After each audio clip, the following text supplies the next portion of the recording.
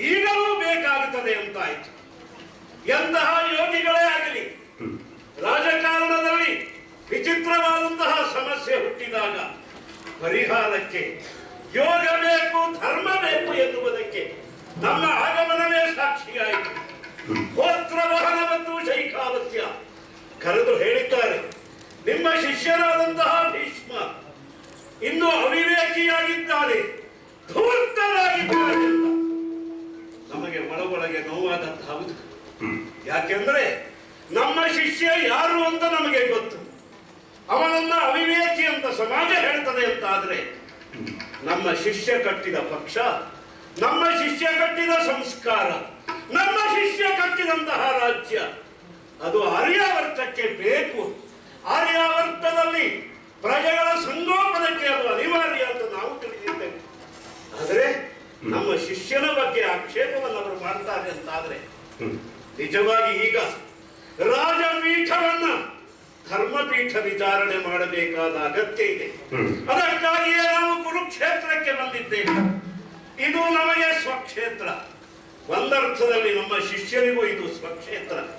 ಹಿಂದೆ ಕುರು ಇಲ್ಲಿ ಧರ್ಮದ ಬೆಳೆಯನ್ನು ಬೆಳೆಯುವುದಕ್ಕಾಗಿ ವ್ಯವಸಾಯ ಮಾಡಿದ್ದ, ಧರ್ಮದ ವ್ಯವಸಾಯ ನಡೆದಂತಹ ಈ ಕ್ಷೇತ್ರ, ಧರ್ಮ ಪುರುಷರಾದಂತಹ ನಮ್ಮಂತವರು ಇಲ್ಲಿಗೆ ಬಂದು ಇದು ನಮಗೆ ಸ್ವಕ್ಷೇತ್ರ ಅಂತ ನಮ್ಮ ಸ್ವಕೀಯತ್ವವನ್ನು ಸ್ಥಾಪನೆ ಮಾಡಬೇಕಾದ ಸಂದರ್ಭ ಇಲ್ಲಿರುವುದರಿಂದ ಕುರುಕ್ಷೇತ್ರಕ್ಕೆ ನಾವು ಬಂದಿದ್ದೇವೆ. ಸ್ಯವಂತಕ ಪಂಚಕ ಎಂಬ ತೀರ್ಥವೆಂಬುದು ಇಲ್ಲಿ ನಿರ್ಮಾಣ ಆಗಿದೆ.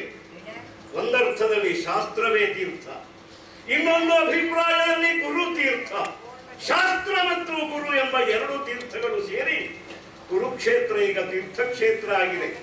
ನಮ್ಮ ಶಿಷ್ಯನ ತೀರ್ಥಯಾತ್ರೆ ಹೇಗಾಗ್ತದೆ ಅಂತ ನೋಡೋಣ.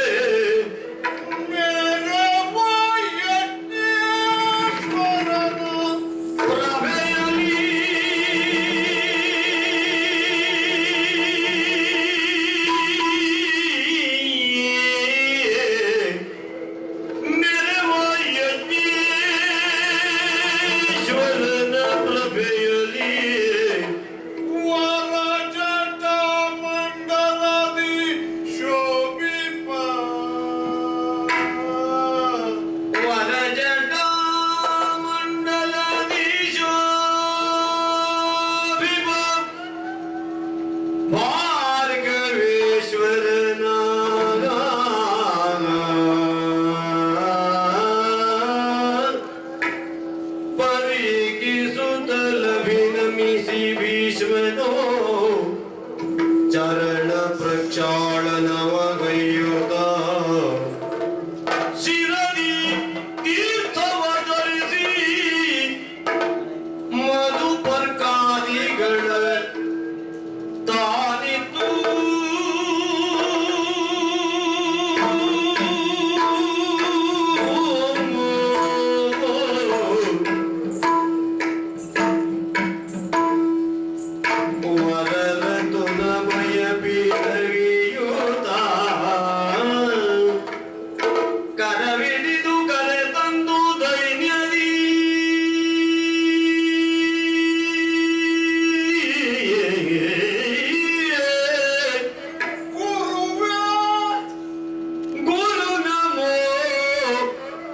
ಶ್ರೀ ಗುರು ನಮೋ ಎಂದೆನು ತಾನೆರಗಿ ಶ್ರೀ ಗುರು ನಮೋ ಎಂದೆನು ತಾನೆರಗಿ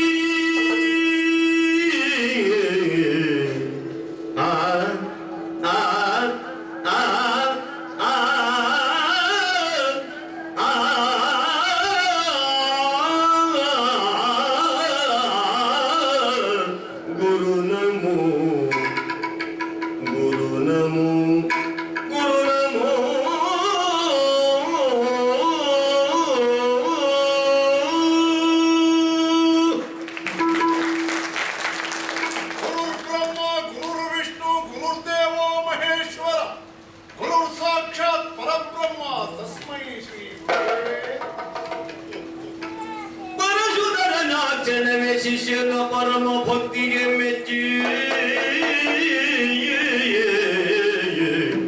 ಶಿಷ್ಯನ ಪರಮ ಭಕ್ತಿಗೆ ಮೆಚ್ಚಿ ಧರೆಯೋ ಇವಗೆಣೆಯುಂಟೆ ಧರೆಯೋ ಇವಗೆಣೆಯುಂಟೆ ಎನ್ನುತ್ತಲಾಗ ನುಡಿಸಿದನು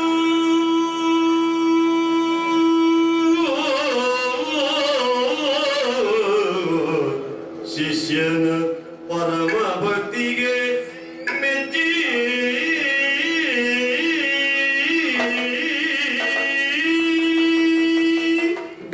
ನೋಡಿದ್ರು ನೀವೆಲ್ಲ ಆಗ ನಮ್ಮನ್ನ ಆಕ್ಷೇಪ ಮಾಡಿದ್ರಿ. ನಿಮ್ಮ ಶಿಷ್ಯನಲ್ಲಿ ಧೂರ್ತತೆ ಇದೆ, ಅವನು ಅವಿನೀತನಾಗಿದ್ದಾನೆ ಅಂತ ನೀವು ಹೇಳ್ತಾ ಇದ್ದೀರಿ. ಈಗ ನಿಮಗೆ ಅರ್ಥ ಆಗುತ್ತದೆ, ಈ ಭೂಮಿಗೆ ವಸುಂಧರ ಎಂಬ ಹೆಸರು ಬಂದದ್ದು ನಮ್ಮ ಶಿಷ್ಯ ಭೀಷ್ಮ ಹುಟ್ಟಿದದೆ. ನಿಜವಾಗಿ ಅಗಣಿತವಾದ ವಸ್ತು ಸಂಪತ್ತನ್ನು ಅವಳು ತನ್ನ ಗರ್ಭದಲ್ಲಿ ಇಟ್ಟುಕೊಂಡ್ರು. ವಸುಂಧರ ಆ ಹೆಸರು ಸಾರ್ಥಕವಾಗಿ ಸಲ್ಲುವಂತೆ ಮಾಡಿದ್ದಾನೆ. ಏನು ವಿನಯ, ಎಂತಹ ಶಿಷ್ಟಾಚಾರ ಸಬುದಾಚಾರ. ಶ್ವೇತ ವಸನಧಾರಿಯಾಗಿದ್ದಾನೆ, ಸರಳವಾದಂತಹ ಆಭೂಷಣಗಳನ್ನು ತೊಟ್ಟಿದ್ದಾನೆ, ಮಾಂಗಲ್ಯವನ್ನು ತೋರಿಸುವಂತಹ ಪದಾರ್ಥಗಳನ್ನೆಲ್ಲ ಮುಂದಿಟ್ಟಿದ್ದಾನೆ. ಗೋವುಗಳ ಹಿಂಡನ್ನು ಮುಂದಿಟ್ಟುಕೊಂಡು ಕುರುಗಳನ್ನು ಕಾಣುವುದಕ್ಕೆ ಎಂತಹ ಕಾತರತೆ ಅವನಿಗಿದೆ. ಇವರಿಗೆ ಎಣೆಯಾದವರು ಯಾರಿದ್ದಾರೆ?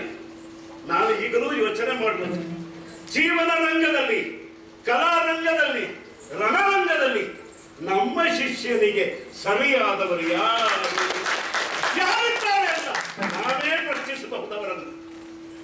ಅಂದ್ರೆ ವಿಚಾರಣೆ ಸರಿ ಮಾಡುತ್ತೇನೆ, ನೀವೇನು ಅದ್ರ ಬಗ್ಗೆ ಆತಂಕ ಪಟ್ಟುಕೊಳ್ಳಬೇಕಾಗ್ತದೆ.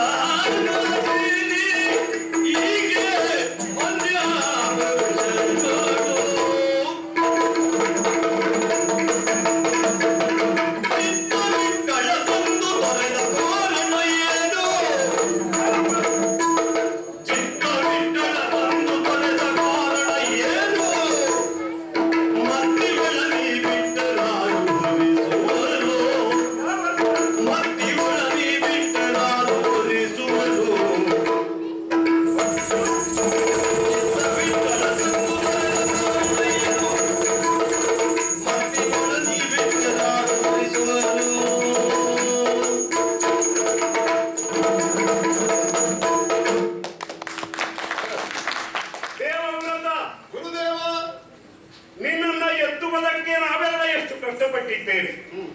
ಎತ್ತರಿಸಿದೆ ಭೀಷ್ಮ ನಮ್ಮ ಬುದ್ಧಿಗಳನ್ನು.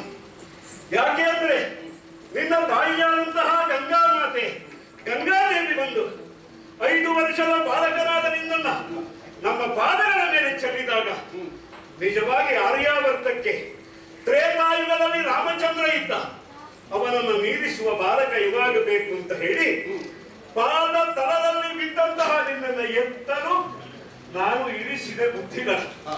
ಆದ್ದರಿಂದಲೇ ನಿನಗೆ ಎಲ್ಲಾ ವಿದ್ಯೆಗಳನ್ನು ದಾನ ಮಾಡಿದ್ದೇನೆ. ಜೊತೆಗೆ ಪೂಜ್ಯರಾದ ವಸಿಷ್ಠರು ಶಾಸ್ತ್ರಾಭ್ಯಾಸ ಮಾಡಿಸಿದರು, ಬೃಹಸ್ಪತಿಗಳು ನೀತಿಶಾಸ್ತ್ರವನ್ನು ತಿಳಿಸಿದರು, ಶುಕ್ರಾಚಾರ್ಯರು ಅರ್ಥಶಾಸ್ತ್ರವನ್ನು ತಿಳಿಸಿಕೊಟ್ಟರು. ಅರ್ಥಶಾಸ್ತ್ರದಲ್ಲಿ ನಿನ್ನದೇ ಆದಂತಹ ಒಂದು ಪರಂಪರೆಯನ್ನೇ ನೀನು ಸೃಷ್ಟಿ ಮಾಡಿದ್ದಿ.